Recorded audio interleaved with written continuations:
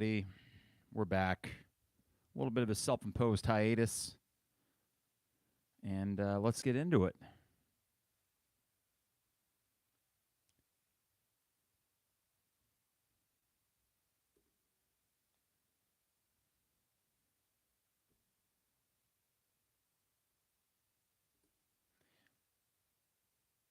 It is the 200 level episode 302, My Carpenter in the Basement, on this Monday evening, November 21st. It's Thanksgiving week, and I was fortunate enough to celebrate the first of two Thanksgivings as we went to Michigan this weekend with Kara's family up in the Ann Arbor area, so I'll get to that in a bit. But it was a nice way to kind of shut off and still consume plenty of Illini sports, which I did.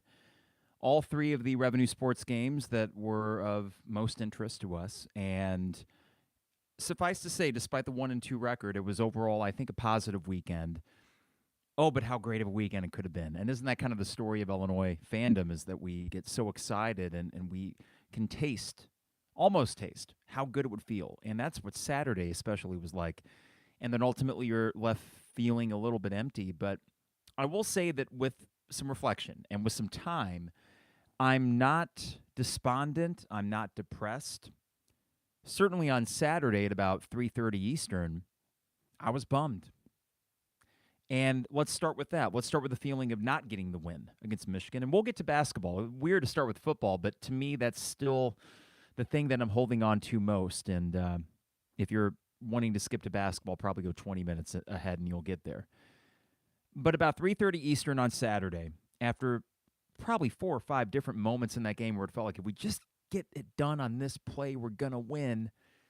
Ultimately, you see the field goal go in for the best kicker in college football. Of course, he was going to make it, and a pretty futile effort to try to get a Hail Mary or something. And it is what it is. And I've experienced that before, that sense of emptiness and not getting to experience that sense of joy. What I've talked about often on this podcast is what I envy the most about other fan bases is that they have got to experience on a more consistent basis joy that I have not been able to when it comes to Illinois football. And they gave me that early this year, but in the last 3 weeks they haven't. And I know if I'm feeling that way, I can only imagine what it's like over there at the Smith Football Center. But it sucked. And the rest of the day, God bless Kara's family. They couldn't have been nicer. It was actually very nice to speak with my brother-in-law, who's a big Michigan fan, and we gave each other space in the second half. You know, we were both very quiet, but Kara and her mom and her sister noted, man, you guys are just exuding tension. And we were exuding tension in two very different ways. My brother-in-law, because he wants another crack at the college football playoff, and it would have been a major bummer, a total blow if they would have lost that game. It would have been all the air coming out of the balloon.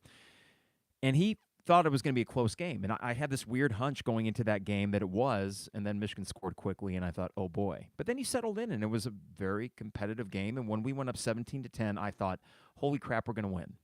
It wasn't, oh, I think we might be able to. It was like, I think we got this. It just seemed like that kind of day where everything was going right. And the announcers kept talking about the palpable tension at the Big House, which was a rather paltry attendance. And let me tell you, understandably, because it was miserable up there. And it was not much better down here in Champaign, but it was windy and cold and miserable.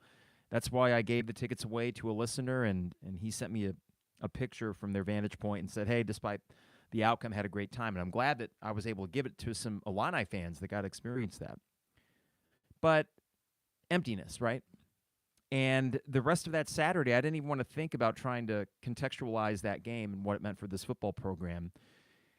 And then waking up on Sunday, I should say, after getting a good 10 hours of sleep. And when you're a teacher, you notice that you kind of get backlogged on sleep that you need to get. And that's what I did. I essentially made up for it in one weekend in Michigan, so I'm bright-eyed and bushy-tailed right now. I woke up Sunday, and Karen was like, wow, you slept for 10 hours. Is it about the game? She thought I was maybe depressed enough to have been just in bed like, sobbing myself awake on Sunday morning because of the game the day before, when in actuality, getting to sleep on it and thinking about it, I came to this moment of enlightenment. What do they call it for alcoholics at AA? Moment of realization. I'm not really sure, but clarity. That's it. Moment of clarity. I'm going with a line from Pulp Fiction. At least that's what Samuel L. Jackson's character tells John Travolta. I'm having a moment of clarity. Here's what it was. As I woke up Sunday, I realized that in my life there had been two, let's call it special seasons before that I had experienced as an Illini football fan. 2001, 2007. 2001, they go 10-1 in the regular season, outright Big Ten champions. They kind of get smoked in the Sugar Bowl. But that team and that program and the fan base felt like we had arrived, to the point where the very next year, if you recall this, before the 2002 season even started, there was a rap video that came out with Brandon Lloyd and a couple other guys. They made a rap video. This is how good they were feeling. They go 5-7. All the momentum is lost. The next year you win one game. The next year you win three. Ron Turner is done. 2007, the Rose Bowl year. You were 7-3, then 8-3 after you beat Ohio State. You beat Northwestern, go 9-3. You go to the Rose Bowl, you get smoked, but there was a sense that you had arrived by virtue of having gone to the Rose Bowl. The next year you go 5-7. Now, before I go any further with this comparison, let me say I'd much prefer to be 9-2, knocking on the doorstep of the Citrus Bowl, let alone New Year's Six Bowl, as we get ready for Northwestern. I would much prefer that. But let's go with what we have, 7-4. Soon to be 8-4. And if not, we got big problems, but I'm not even worried about that. Soon to be 8-4. And I'm thinking to myself, well, this is a different position for Illinois football in what would, in many other respects, be considered a magical season. By finishing this way, it'll be the first time in my lifetime that they've had a truly successful season, and yet they've been left wanting more. I can't speak for the guys that were on that 2002 or the 2008 teams after the Sugar and Rose Bowl, but it did seem to have a sense emanating from Memorial Stadium that that team felt pretty darn good about themselves, and not in the most fruitful way. What we're probably going to have is a coaching staff, specifically Bielema, that will enter this offseason. And let's say they beat Northwestern, and let's say they win a bowl game, and we're feeling good, 9-4, fan base is feeling great. And yet in that Smith Football Center will be a coaching staff that feels like they blew it, and players on that team that felt like they blew it. And I kind of prefer that. Well, let me rephrase. I can live with that. Of course, I'd prefer 10-2 in Citrus Bowl, okay? I'd prefer warm weather bowl game, but we aren't going to get that probably.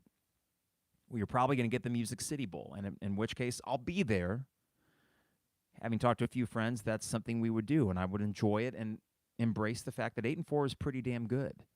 8-4 for year two of what is considered a rebuild is really good. And that if this is to be something that works long-term and is truly successful beyond just 1 year of intermittent success and then you just kind of waffle back and forth. No, I would prefer the long-term thing. I'd prefer the notion that this is not Brett Bielema's best team. That's what I'd prefer. Because if this thing's really going to take off, this can't be his best team. There are some individually great players. They've done things that no Illinois football team has done in 15 years, but if this is really going to work how we all want it to, this needs to be a season that we look back on and say, hey, okay, that got it going. Not, oh, my God, remember the 2022 season. Well, that's kind of off the table. And while that immediate result or that immediate feeling of success, what do they call that?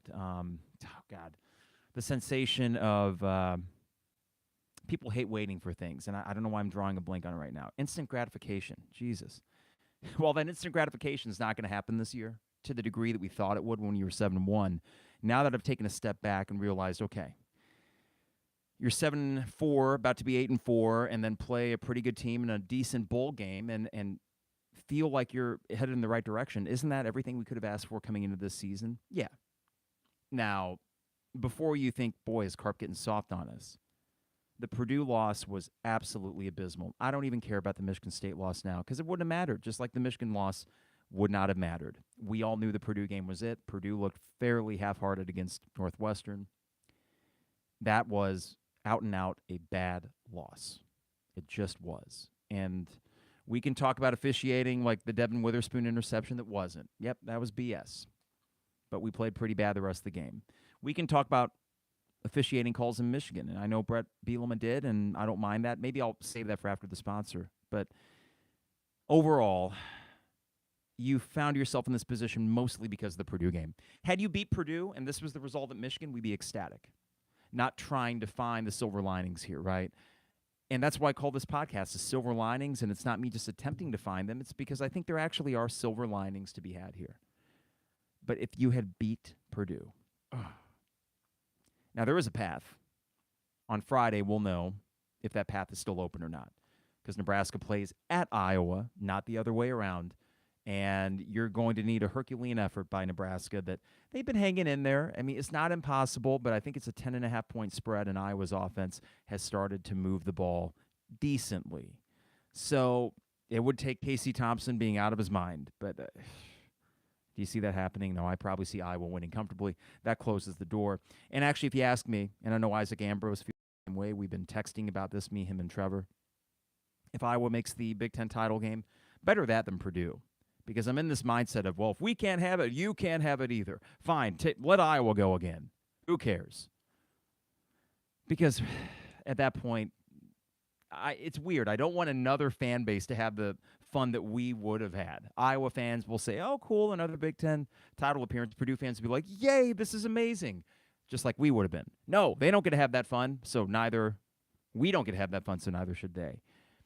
But that Purdue game looms large, and there were moments in the Michigan game that loom large as well. So let's take this break right here for sponsors. In about a minute or two, let's get into what could have been done better. Because while I call this silver linings, there are still things that need to be improved upon if this football program is going to take that next step.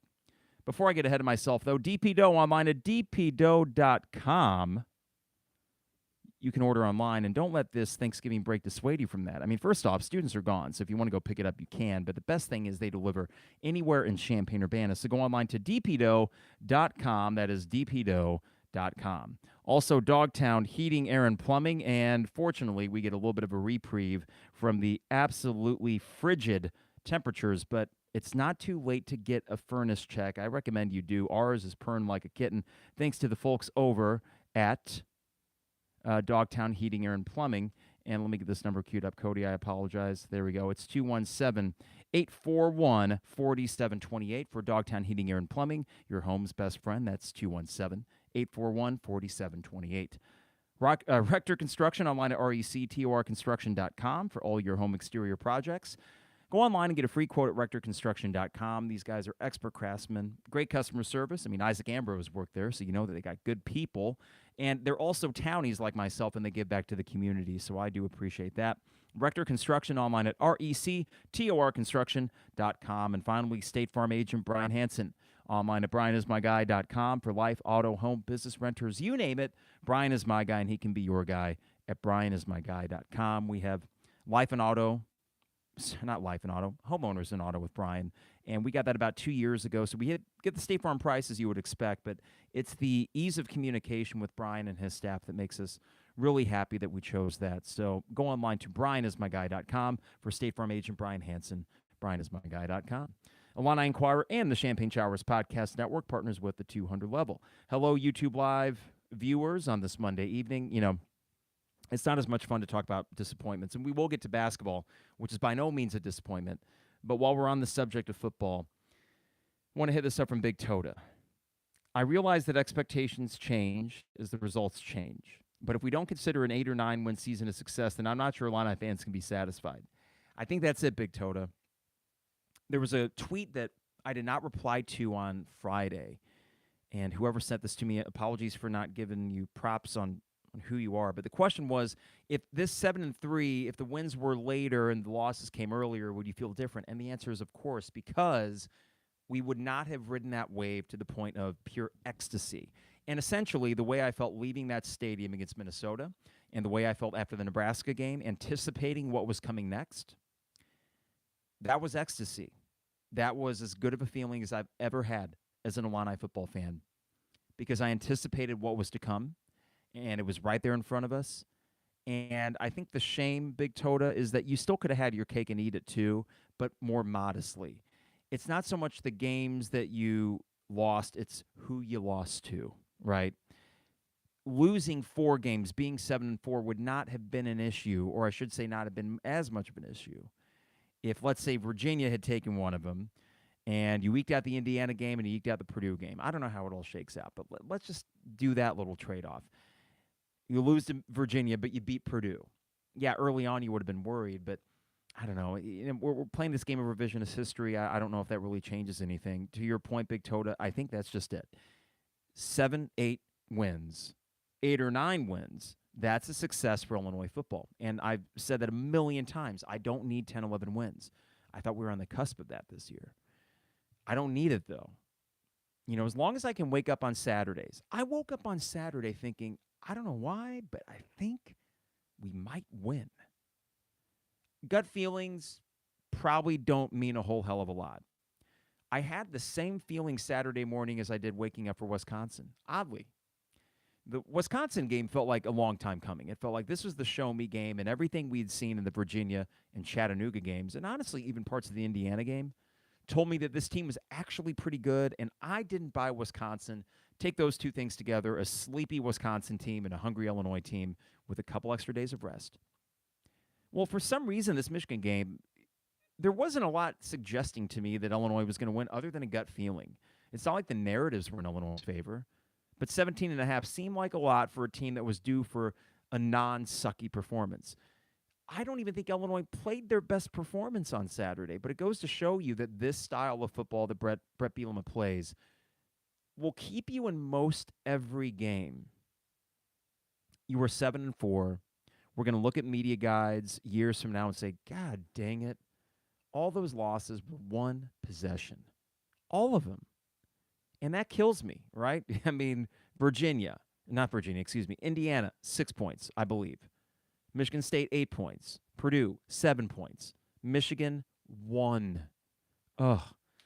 The rest of Saturday night as we watched a little bit of football and then the score would flash and I'm like, God dang it. We would have been the story. If there is a missed opportunity, it's that it would have re-injected so much enthusiasm.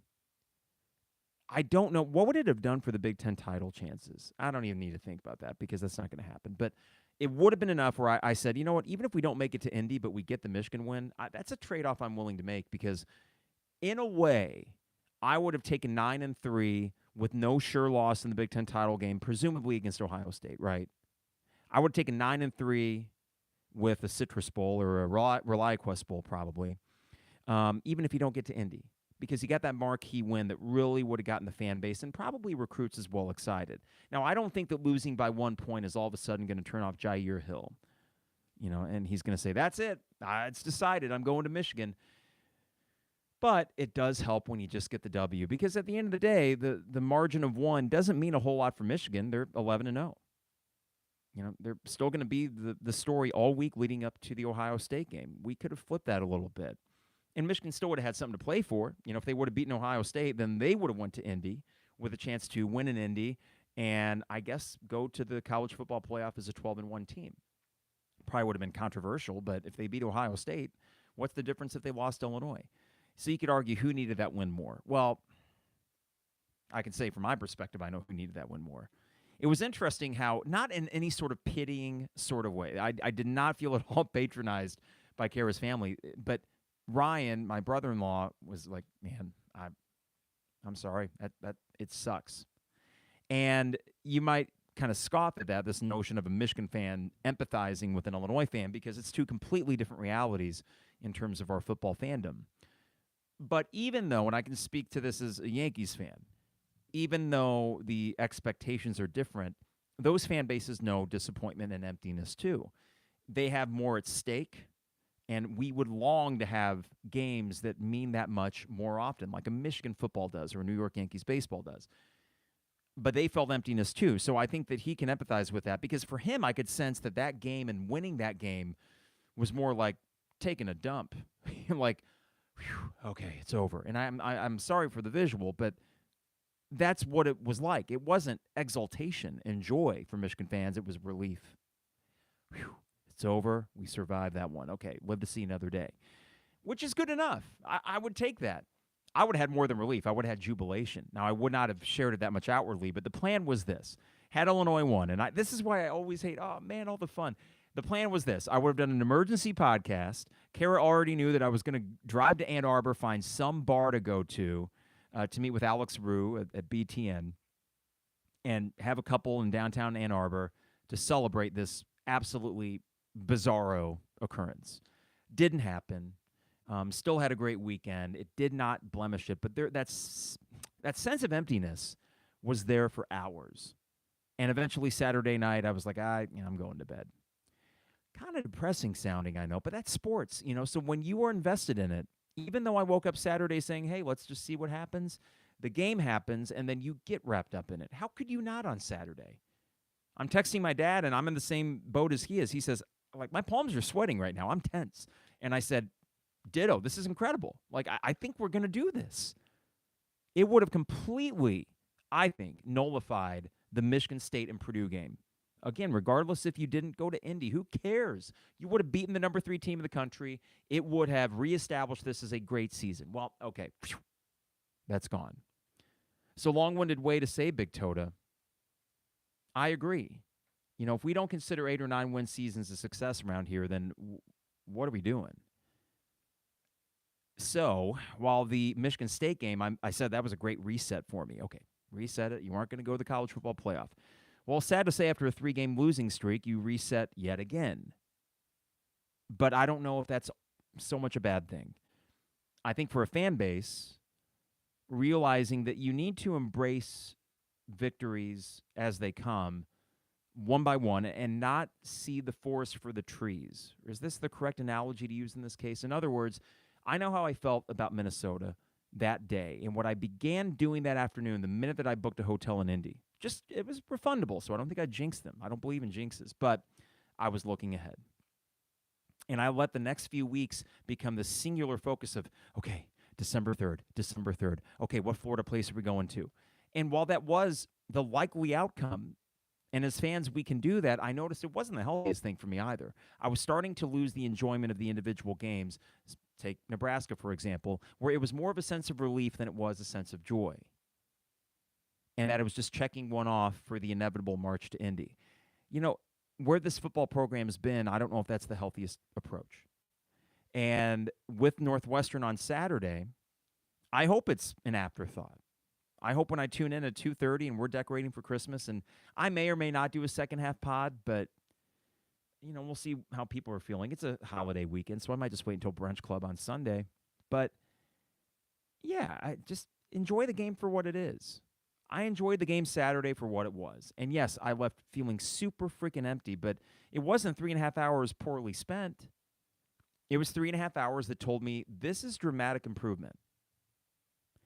Sometimes when you take the win and loss out of it, which I know is kind of silly to do because it's sports, it's about winning and losing, but this is year 2 of a coaching staff where a year ago, not much longer than a calendar year ago, you lost at home to Wisconsin 28-0, and they outgained you 4-1, and it was an embarrassment. You looked as bad as most Lovie Smith teams. And basically 13 months later, you go on the road to a team that is vying for a college football title. We know they probably won't get it, but that's what they are. They're number 3. They got a number 1 vote in the AP poll. I don't buy that, but hey, whatever. And you went into their place, and you were leading in the fourth quarter until their kicker gets a game-winning field goal. Would I prefer the win? Hell, yes. But where we're at, don't we need to celebrate even those little victories too? If this becomes the norm, where you disappointingly lose games, and someone argued, there was someone that tweeted out, hey, going back to the Maryland and Purdue games last year, and you can add the Rutgers game last year in that, going back to Indiana, and going back to Michigan State and Purdue, is this a trend? I understand why that person would argue it, and there are reasons to argue that, because this team has not been putting games away like they should have. But I don't know if I lump a game at Michigan in that same camp. I think this is a bounce-back game, and as a friend of mine who I go to all these Dave shows with, he's a Buckeyes fan. He made the point on Twitter in a reply, and he wasn't trying to be snarky. He was like, hey, listen, it was a valiant effort, but this is just one of those cases where a program that's been doing it year after year and gets a few recruiting classes in, they have the depth that can withstand losing a Blake Corum. They have the depth that can withstand losing in Illinois' case, losing a Taz Nicholson. No problem. We got another guy that can go in there. I mean, you see all these different plays that allowed Michigan to stay in the game, and at the end of the day, you got some studs, but you don't have as many as Michigan. And it did feel like we were kind of keeping them at arm's length and, God, just get one more play. But it always felt like even when Corum went out and even with their second running back out, it was still Michigan. And they aren't the sexiest Michigan team ever, but they're still number 3 in the nation, and pretty much unanimously so.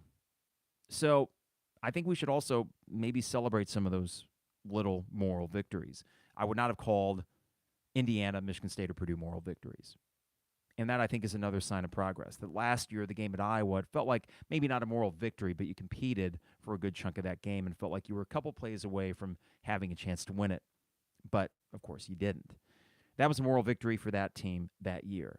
This feels like the first moral victory of this year in year 2 of Brett Bielema, and that suggests to me progress on its own. So I think it's a balancing act. On one hand, it sucks. On the other hand, there are positives to be gained from it. And here's what is somewhat exciting. They can end this season the right way on Saturday. They can. I remember last year when they played Northwestern, you're 4-7, and you don't really have anything to play for. I guess the outside chance of being one of those 5-7 teams that gets into the APR into a random bowl game. There was that outside chance, but other than that, they had to find the intrinsic motivation to go out and stomp Northwestern, and they did. Well, the intrinsic motivation is still going to have to drive them on Saturday. I mean, to them, what is the difference? The Duke's Mayo Bowl, the Pinstripe Bowl, or if you win, the Music City Bowl. Well, you aren't going to Florida probably. You are not going to go to Indy, and that will probably be resolved by the time you go on the field on Saturday. So what do you have to play for? Well, this is going to be a test of the coaching staff. And they had them ready for a Michigan game that, to me, the only thing to play for in the Michigan game was a random upset that you feel really good about because Indy still felt far away. It felt unlikely, made all the more unlikely by Iowa winning. And they found some intrinsic motivation to go into Michigan and damn near get it. They damn near got it. I think they do the same on Saturday. Now, my gut feeling told me on Saturday that they would compete, have a chance to win. I had this weird feeling. It was there, and damn it, it almost proved to be true. My gut feeling tells me they go in and they run Northwestern. Run them. In front of, 7,000 people, holiday weekend. The weather will be decent, but Northwestern fans have checked out a long time ago, and hopefully some nice Illinois fans spotted throughout. I'm not going to make the trek up there. I'm going to enjoy a travel-free weekend and save those pennies for the Music City Bowl because I think if you beat Northwestern, that is the likely outcome. Iowa goes to ReliaQuest. Assuming they win against Nebraska, they probably will. They are a safe bet for a ReliaQuest Bowl that's looking to draw people. Iowa fans travel better than Illinois. They just do. So, Music City Bowl would then have to decide between what? Illinois, Purdue, Minnesota. I don't know. We'll see. I think that Illinois would be the better draw for them for a fan base that hasn't went to a bowl game in a while. I don't know if Purdue's been in the Music City Bowl, and I don't know if anyone in the chat window can tell me who has Purdue played or what bowl games have they played in recently. They won 9 games last year. So was it the ReliaQuest Outback Bowl, whatever that's called now? Okay, let's see here. Take a drink of my coffee. I want to hit up the chat thread here, and I haven't even talked Illinois basketball yet. I will get to it, and it's so weird to be postponing that conversation because what a weekend. I know what happened yesterday to Virginia, but I'm extremely excited about Illinois basketball. Okay, this is from Michael Gerard. Hey, Michael. 8-4 is very successful, a great base to build a program on. I'm excited for the direction. I thought we'd get 7, so it hurts to know that we had a team that's better than their record. Michael, let's talk about that real quick. First off, I said 7-5 before the season. Then you got 7-1. At that point, I thought 10-2, but then I made a prediction they'd win out. Whoops. However, 8-4, and Trevor and Isaac and I were texting about this. Trevor said 8-4 is an A. It's not a B+, it's an A. Just because you started 7-1, and I know Big Tota, you were talking about expectations change, and yeah, that's true, and you mentioned if we don't consider 8 or 9 win seasons a success, well, this is year 2 of Bielema. I think Big Tota, you and Trevor are on the same wavelength. 8-4 is an A. It's an A. Plain and simple. A+ would have been 9-3 or anything greater. And despite how you ended the season and the disappointments of Purdue specifically, this is year 2. So I'm trying to balance these things. It certainly is confounding, right? I mean, this is a team that I do think when all is said and done, Michael, You mentioned a team that's better than their record. I think we're regressing to the mean just at the wrong half of the season. We're regressing to the mean when it hurts the most. And that if they were to have went on this win streak at the end of the season, it feels completely different. I know how September and October felt. It was magical. It was just incredible. And then you hit November, and then everything just kind of went to crap. And the last 3 weeks have really hurt. But I think this team essentially is what their record is. I think 7-4. When you look at the Iowa game, that could have went the other way. Very easily, that could have went the other way. In terms of wins, I don't know. Every other win was pretty staunch. So that I think 7-4 is actually accurate to what this team is, and 8-4 will be pretty damn good because 7-5, Michael. It sounds like you were agreeing with that prediction, and 8-4 tells us that they were better than what we thought they were. And 8-4 is pretty good, man. If you would have told me 8-4, I would have been absolutely over the moon. So I want to get back to that and correctly frame this. Okay, this is from Big Tota. I would assume it would put worry in their minds that the Ohio State game is going to be very difficult and that they themselves are overrated. Let's see here. Are you talking about Michigan here, Big Tota? I was wondering what effect I was thinking, what effect is that Ohio State game going to have on Michigan last Saturday? I think Michigan started playing tight. And it was interesting to hear Michigan fans, and it was just casual conversation. They were not trying to do this in a demeaning way, but they thought they played like garbage. And in a way, they kind of did, right? And Illinois had something to do with that. But J.J. McCarthy missed some throws. He made, of course, just enough plays to win. That's what makes it so maddening. You needed Michigan to be off in order to spring the upset. You had something to do with them being off. But I think Michigan fans would say they've looked far better this year, even against, let's say, a Penn State, that I think we'd agree Penn State's better than Illinois. They would beat Illinois 7 times out of 10. But, yeah, I think Michigan will bounce back against Ohio State. I think the spread is too much. Why should we buy Ohio State either? I know they can score, but there's something about the Ryan Day experience that does not put the fear of God into opponents. Yeah, they can score 35 points at the drop of a hat, but look at Maryland. Hell of an effort by Maryland, and Mike Loxley has a weird kind of thing going on out there. They're decent. Like, it's not bad to be a Maryland football fan, but they will be very happy when there's realignment, as they should be. Okay, this is from Ron Davis. Is your intro? Oh, thanks, Ron. Is your intro into this pod from any particular song? It always gets me hyped listening to the show. Ron, that's very nice of you to say. It is a decadent song. It's a demo, actually, and we're going to spend a lot of Thanksgiving and winter break getting, I don't know if you guys can see it in the video, but behind me is the drum set. We're going to get the drummer's drum set in here. We're going to get the bass player in here. We're going to put a full album together. That is track 2 from the soon-to-be-released 5th Decadence album. And it's got a very, like, AC/DC thing going. So, yeah, that's my demo that I recorded here in this very same studio. That's very nice of you, Ron. I appreciate that. Okay, this is from Michael. We can go 2-0, come in ranked next year. I'll go to Nashville, Tennessee happily. Here's the thing about Nashville, Michael. 1, it's a great city. 2, it's New Year's Eve in Nashville. I've already been looking at hotels. If you want to stay downtown, it's a little bit pricey. But if you go a mile west to the Vanderbilt area, or if you go out by the airport, which is a 10-minute drive, then it's not that bad, especially if you're splitting with people. So I already got one friend that's on. I got another friend who has family that lives down there. So we feel like we'd have a tailgate crew, and I got to be honest, Michael, I'm rooting for the Music City Bowl. It's not a bad bowl game to be in. New Year's Eve, you'll get a lot of eyes watching you. It's the first game on New Year's Eve, and you'd play an SEC team that you could beat. So a lot of projections today have had Illinois in the Music City Bowl. I think if you win on Saturday, that's what you will get, is the Music City Bowl, because then they choose between Minnesota and Purdue and Illinois. I think they choose Illinois. Just a hunch for a team that hasn't been in the bowl game and they think would travel those 5 hours. Let's see here from K. Andrew. P.S. If we beat Northwestern and both Michigan and Ohio State somehow make the playoff, we could still move up a slot to get picked in better than Duke's Mayo and Music City. Still a chance there. Okay. What would have to happen here? So I think Ohio State losing to Michigan needs to happen. And then Michigan wins in Indy. Michigan gets the 2. Ohio State gets the 4. College football playoffs. Penn State goes to the Rose Bowl. And then Iowa goes to Citrus.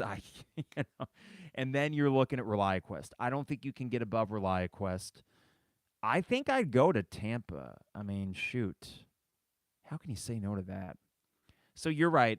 I do think that K. Andrew, that is a possibility. Maybe not likely, but yeah, we'll see how that shakes out. I'm hoping not Duke's Mayo. Where is Duke's Mayo? Was that Charlotte? If someone could help me out. I'm hoping definitely not Pinstripe. I say that as a Yankees fan. I don't want to be in a cold weather. Like, why do that, though? Okay, Big Toto, thanks for the tip here. Nashville's a blast, but Ubers can be quite expensive out of the downtown area. Yeah, so in a way, Big Toto, it's almost more worth it to just pay the extra money to stay walking distance. I'd take the car down. I'd have the tailgate supplies to get to the Titans Stadium. First thing New Year's Eve morning. Make a day of it. Probably go back and take a nap before you head back out for New Year's Eve. I can't do it like I used to. Basically like a good old unofficial St. Patrick's Day, but instead in Nashville, which the further south you go, the stronger the drinks get. I can't explain it. Well, I think that's good for football, right? I mean, good Lord, we're 40 minutes in. How deep are we into this? And I've spent this entire time talking football. And if you guys have any more thoughts on football, YouTube Live, let me know. Let's talk basketball before we get out of here. That was a successful weekend, any way you dice it. Friday was one of the most fun times I've had watching a non-conference game in a while, because non-conference games, at the end of the day, what do they mean? You get the enjoyment, but there's not any sort of, I shouldn't say there's not any sort of, but there's less of a long-lasting effect because you aren't really playing for a banner. I know you were playing for a belt in this Vegas tournament, but you aren't playing for a banner yet. These are like cherries on top. These are fun little moments you get in November, December. There's always the fun of getting a big win by holiday season, which is why bragging rights is always such an important game. Some of my favorite Illini games of all time include, let's say, beating Arizona at the United Center back in 2000. That was just a hell of a lot of fun. The Seton Hall game earlier that December. There are certain teams that build up. Gonzaga in 2004, Thanksgiving weekend, right? Building up these marquee wins, Wake Forest. Well, you got a marquee win. UCLA will go into the Pac-12 and have a lot of success, and they will play their way into a 3 or 4 seed. Okay, there's a marquee win that you got 2 weeks into the season before you have truly coalesced into the team that you're going to be. One win out in Vegas was going to be a success. You got one. And the team that you lost to vaulted all the way up to number 5 in the rankings, and I don't think Virginia is going to relinquish that. We know they're one of the best coached teams in the nation. We saw with our own eyes they're pretty damn talented. Unlike maybe some past Virginia teams early in Tony Bennett, like the pre-national title team. Those teams were not always the most athletic. They just really were coached to the absolute peak of what they could be. This Virginia team does seem to have an even higher ceiling than most. They're old. They're athletic. They got size. They really shut down Terrence Shannon Jr. Credit to them. And that was the difference in the game, because when Terrence Shannon scores 9 and yet you're up 2 with 3.5 to go, you had a chance, which tells me that even though it was a loss, I walked back in. We had just sat down for Thanksgiving dinner, and Kara's family's like, so did they win? And I said, nah, they lost by 9. And at this point, they felt so bad for me. It's like, no, don't pity me. It's fine. And I said, honestly, I'm not even mad. I don't think any Illinois fans were mad. Yeah, you could have closed out the game better, but it's so unencumbering, if that's a word, to watch a team figure themselves out after they got a marquee win. They already got the win against UCLA. Virginia was the cherry on top. And they looked good for a good chunk of that game. And the moments they didn't look good feel fixable. They feel fixable. Specifically, consistency on offense, and figuring out if Terrence Shannon isn't going to get you a shot, who is? Well, Jaden Epps can get you a shot. Dane Danger started to get it going in the second half. He'll get you a shot. There are concerns, and I'll get to that in a second. But that was a fruitful weekend. You're 16th in the nation. I think most people that have watched other Big Ten teams would consider you a favorite in the Big Ten. Michigan State's been interesting, no doubt. I mean, they're higher ranked than you because of that Kentucky win, though Kentucky got smoked by Gonzaga yesterday. So what's going on with them? Michigan sucks. I'm sorry, as if we're surprised that Juwan Howard is not really coaching them up. I know that Juwan Howard has not been to any less than a Sweet 16. there are worse coaches than Juwan Howard. But I'm seeing this thing on sports Reddits and sports message boards, this idea that certain coaches are born on third base. And that gets said of Ryan Day at Ohio State. That gets said of Juwan Howard inheriting John Beilein's program. I think there's a little bit of truth to that. So Michigan's not a threat for the Big Ten. They aren't. They'll win some games. They could beat Illinois, but they are not a threat for the Big Ten. Indiana looks pretty good. I'll give them credit. They look better than I thought. Xavier, winning at Xavier, not an easy game. And I'm sure that was a tough environment. So they will get theirs, and they'll be in the race, though I don't count on them to ultimately close it out. But this Illinois team, there's not going to be hardly any game where I think they're out of it. They're down 15 to a UCLA team that has two fourth, fifth-year seniors, right, that have been there forever, that have been in a national title game, or Final Four, Sweet 16 last year. They got the pedigree, and they have some McDonald's All-Americans on their team to boot, and you blitz them. You blitz them in the second half. It was one of the most impressive halves I've seen from Illinois basketball in this Brad Underwood era. And there's been some good teams in this Brad Underwood era, but there's something about this group.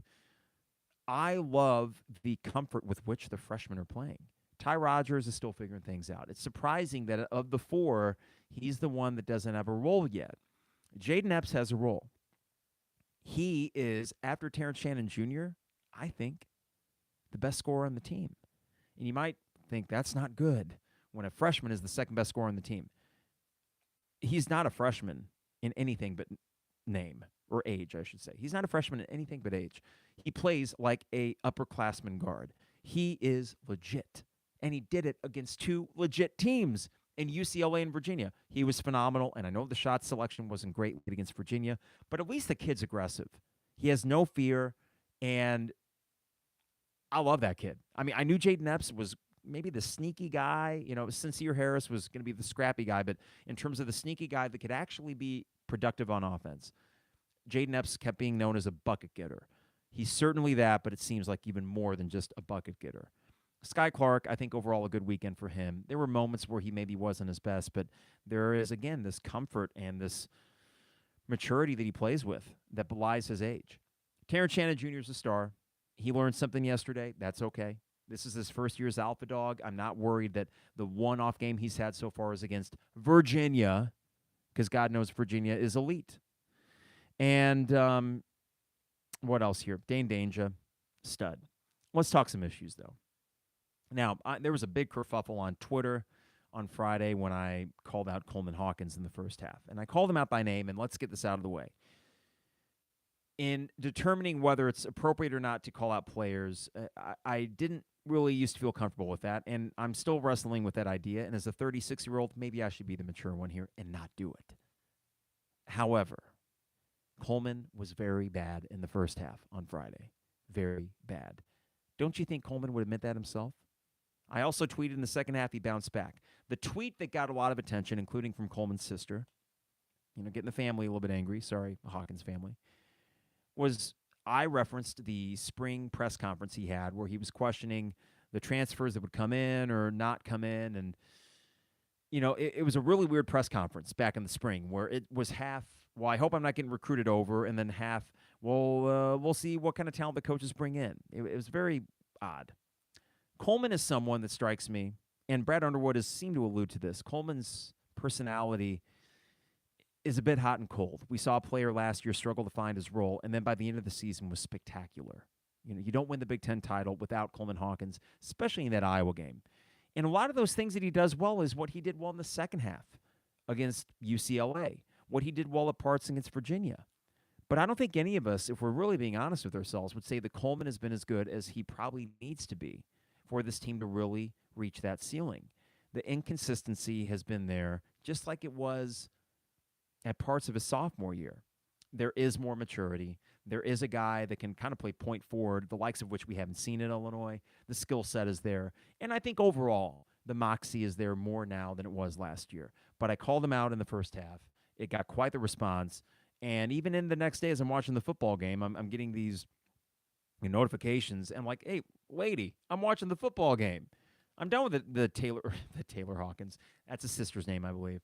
I'm done with the Coleman Hawkins thing. And listen, for families or for players that get criticized, I could be the more mature 36-year-old and not do it. There's no doubt. But this is part of the game. This is big boy basketball.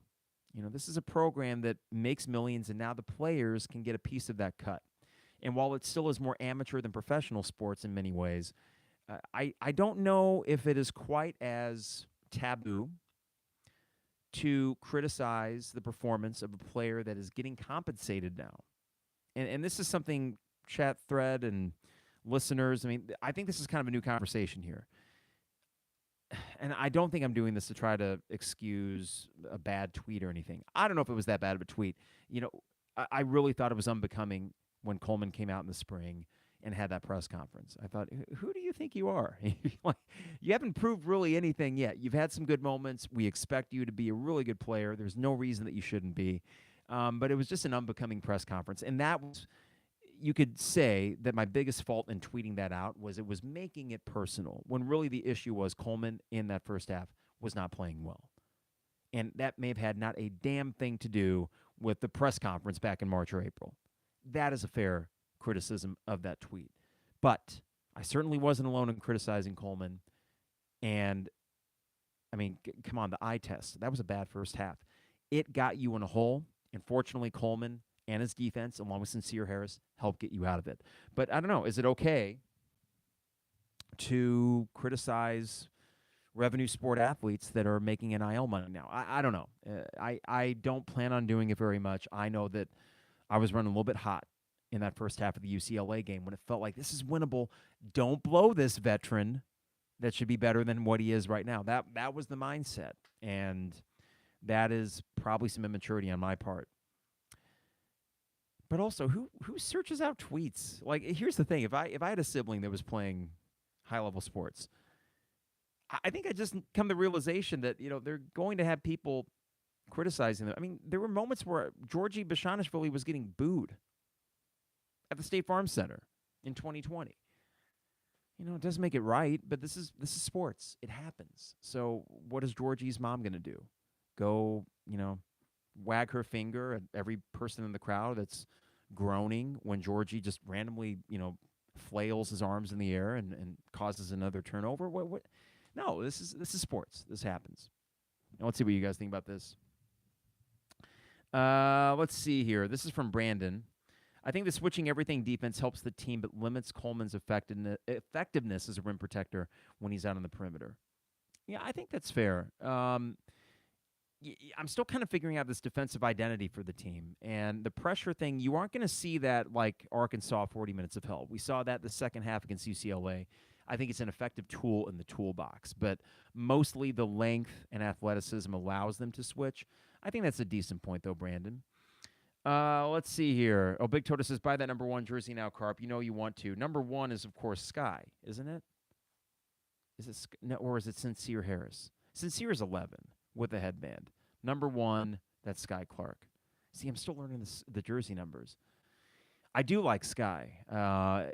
Just moxie. I've already used that word today, but there is a moxie he plays with. And we got to remember, he hasn't played a ton of ball in the last 2 years because of his injury. That's Harris's number. He's number 1. Dude, Big Toto, if I could buy a number 1 Harris jersey, I think I would. Absolutely love that kid. And on Saturday, waking up and seeing the post, that's right, Sky is 55. And seeing the post-game celebration video that they tweeted out, I love those. Sincere just looks like a nice kid. And I say kid because he's literally half my age. Scary. But he just looks like a nice kid who happens to be a bulldog on the court. He is everybody's fan favorite. And he deserves to be because he's playing his butt off and he's talented. And there's nothing to keep him from becoming a star in his own way. What's the ceiling on a kid that plays that hard and has the skill that he does at that young age? I don't know what the ceiling is. He's not the tallest guy, so that hurts. But as a college basketball player, there are a few freshmen I'd rather have on our side than Sincere Harris. He's already found a role. That's not easy for freshmen to do. I love that. This is from Jared. Coleman seemed to have negative body language in the first game. Just me. In the first half of the first game, Jared, that's what I think it is too. This intangible, oh, God, is this mopey Coleman again? Because there were mopey moments last year. We all saw it. And we were rooting for him. But it can also be frustrating when you see an athlete at that level, you think, oh man, if I were in that place, I'd be giving it 100%. And of course, that may not be true. These guys work their ass off. Coleman works his ass off, harder than anything I've had to work for. Okay, if I'm being quite honest, I've never had to put in the hours at something that Coleman has to become as good of a basketball player as he has. So I respect the heck out of that. But there was a body language thing. There were the turnovers. There was the overall messiness where I'm getting random texts from friends saying, what's going on with Coleman? That was bad. And then he was better in the second half. You still want more, though. Not that he doesn't need to drop 20-plus like the first game, but you do need more consistency scoring-wise because he can do all the little things. But eventually, if we're talking future NBA player, it needs to be more than that sometimes, too. This is from Big Tota. Oh, this is from Big Tota. Didn't see the tweet, but even though they are being compensated to some degree, they are 18 to 22-year-olds. Constructive criticism goes a lot farther. And I will say this, Big Tota, it wasn't constructive. So in defense of Coleman's sister or fans of Coleman, was it constructive? No. It wasn't, oh, doggone it. Coleman's playing a little messy right now, but boy, if he did this or that, it'd be a lot better. No, listen, this is... Maybe when I'm 50, I'll finally find that nice little niche of being the very even-keeled, chill fan. I've gotten better to the point where, Kara's family said Sunday, like, wow, are you angry after a loss like that? I said, I used to be. I used to break things and put holes in walls like an angry little kid. I think I'm getting better at it, but lapses in judgment. So, yeah. If that tweet was maybe, I can get a little bit bullheaded. If that tweet was immature and if it were to have struck a chord with Coleman or people that know him, for that I'll apologize because what's the point? What good did I do in sending that tweet out? In this climate of Twitter where there's already enough negativity, did it do anything good? And it certainly didn't do anything constructive, Big Tota. So I appreciate that point. This is from Brandon. Harris wanted to jam one of those fast break opportunities. Remembered he was 0 for 4 on dunks. He'll get there, though. He will, and it will be a big moment when he does, which is surprising because some of his attempts on defenders look really athletic. They do, Brandon, and he's got athleticism, but I think it's the height. And from Jared, can't wait for Goody to be back. Just another player that could really put us on another level. A shot maker, Jared. 3-and-D guy. Can never use too many of those. And he will be back when it matters the most. And you won't need to say, okay, Luke Goody, play 20 minutes a game. It'll be 8. It'll be spot minutes. That's a pretty good guy to put out there in spot minutes. So, and you will not redshirt him. Now, if he can play, you're going to play him because this is a team that can make a run, and you want all hands on deck. And you got to turn that talent in and out, and that's what Brad Underwood's doing. It's a healthy basketball program, as healthy as it's been long-term, short and long-term, since the early 2000s. So enjoy. I sure as heck am. All right, well, that was a longer podcast than I anticipated, I think, right? Yeah, about the usual. I want to thank you all on YouTube Live for tuning in on this Monday evening on a holiday week. And in thinking of what we're going to do the rest of the week, I'm going to go to the game with a buddy on Friday. Excited for that. Lindenwood. Won't be the most competitive affair, but it's just fun to watch this team play. And then Saturday, the game is at 2:30. So in determining whether or not to do a second half pod, go to Huber's second half pod. I'm hoping for a blowout. Go to Huber's. In which case, if it is a blowout, I may not wait until the fourth quarter, maybe just do a third quarter or halftime. This should be a blowout for Illinois football. I think while you could argue that they are down and depressed after everything that's went against them, I actually think this is a team that will be looking for someone to unload on. And what better opportunity than Saturday? And whatever intrinsic motivation they had against Northwestern last year, I think they can dredge that up again, and they will want to win with some style points. So you're healthy, relatively speaking. The areas in which you were not healthy are your secondary, and that shouldn't bite you against Northwestern. And they might try to muck it up early, but eventually you should be able to break through. So just smoke them. Not even going to make a score prediction. Just smoke them. Let's see here. Okay, Andrew, you were the same way temper-wise. I probably never should have gotten into sports, but here we are. I'm improving. No longer a sports rageaholic and no longer addicted to Rageahol. I'm getting there. I'm feeling better. There was one moment in the Michigan game, 4th and 3. And, of course, that was the one that got tweeted out by Bielema. It looked like a pick play. Probably was a pick play. Didn't get called. And in the moment, I didn't even think of the pick play. I just know they converted the 4th and 3, knowing that, oh my God, like right before that play starts, you have that moment of realization that if you get the stop, you win. If you get the stop, you win. And he didn't. And fortunately, Kara's mom was walking the dog. Kara's dad was out checking something in the garage. I allowed this very, percussive F word. And I was like, I'm sorry. I'm sorry. I shouldn't have done that. So fortunately, the father and mother-in-law did not hear that. But I think that Kara and her sister and brother-in-law were understanding about that because that was the game. Like that was it. And it knew that, oh, no, they're going to go down and kick the field goal, aren't they? And they did. But you know what? Let's see another day. All right, DP Dough online at dpdough.com. That's dpdough.com. Rector Construction online at rectorconstruction.com. Dogtown Heating, Air, and Plumbing. Give them a call today at 841-4728. Dogtown Heating, Air, and Plumbing, your home's best friend. And State Farm agent Brian Hansen online at brianismyguy.com. Life, auto, home, business, renters, you name it. Brian is my guy, and he can be your guy at brianismyguy.com. For Illini Inquirer and the Champagne Showers Podcast Network, appreciate their partnership and appreciate you, YouTube viewers and listeners at home.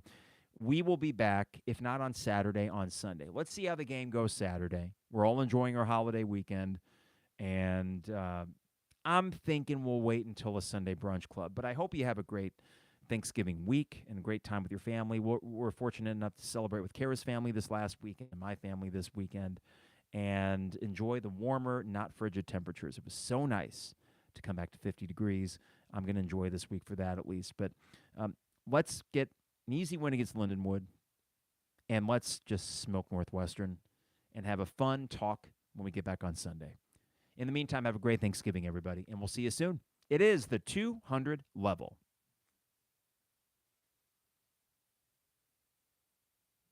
All right, thanks, YouTube. I appreciate you tuning in on this Monday evening. I know it's not as exciting as it was when we were 7-1, but the more time goes on, if they go 8-4, and we can sit on that and not watch the Big Ten title game because I have no interest in that, then get a bowl placement. Okay, now we can start kind of putting things together and saying, okay, if they do this, that, and the other, then it really feels like an amazing year. I think 9-4 Northwestern in a bowl win, that feels great. It really does, and feels like a stepping stone and nothing to scoff at. So, hey, thanks for tuning in, everybody. We'll see you soon, and probably Sunday. Bye, everybody.